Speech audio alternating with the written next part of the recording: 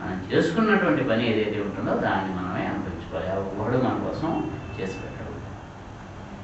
ఎలాగ అనుభవిస్తాము అనేటువంటి దాంట్లో మాత్రమే అడ్జస్ట్మెంట్ చేసి పెట్టాలి. కాబట్టి మనకి దానికోసం మనం భగవంతుని పూజ చేస్తాం.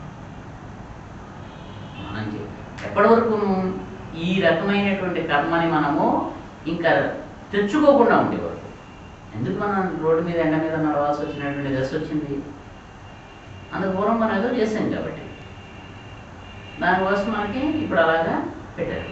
ఆ రకమైనటువంటి తప్పు మనం చేయకుండా ఉండడం అనేది మనకు అలవాటు ఈ వరకు కూడా మనకు అదే రకమైనటువంటి దొరుకుతున్నాయి. అనేకమైన చెప్పారు. మా ఆవిడ వెయ్యాడండి, పరమగా వెయ్యాడండి నా మాట విన్నది. విందో ఎందుకు ఉంటుంది?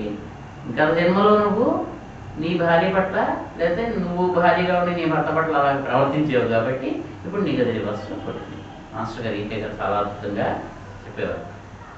నువ్వు నీ తండ్రిని చూడవు, రేపు పొద్దున్న నీ గడపను అంతకంటే అర్థమైనటువంటి వాడు పుడతాడు. వాడు ముందు నువ్వు బతికుండగానే బయటికి నెట్టేస్తాడు. ఇప్పుడు మీ నాన్నని ముసలితనంలో నువ్వు బయటకు నెడుతున్నావు, వాడు నువ్వు వయసులో ఉండగానే ఇంట్లోంచి బయటకు తోసేస్తాడు. ఎందుకు?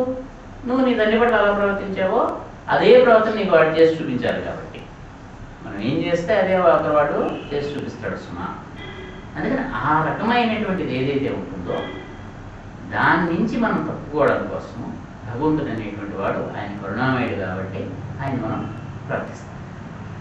అయితే ప్రార్థించడం అనేటువంటి దాంట్లో పద్ధతులు ఏమిటి, ఏ రకంగా చేస్తాం ఇది మన తర్వాత స్వస్తి ప్రజాభ్య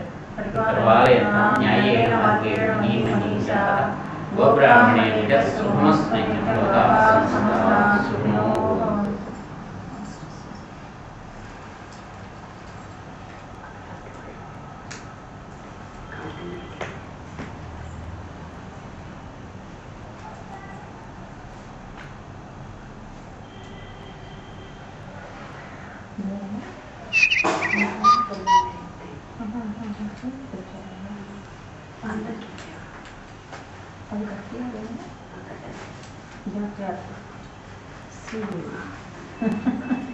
Está aí, pai,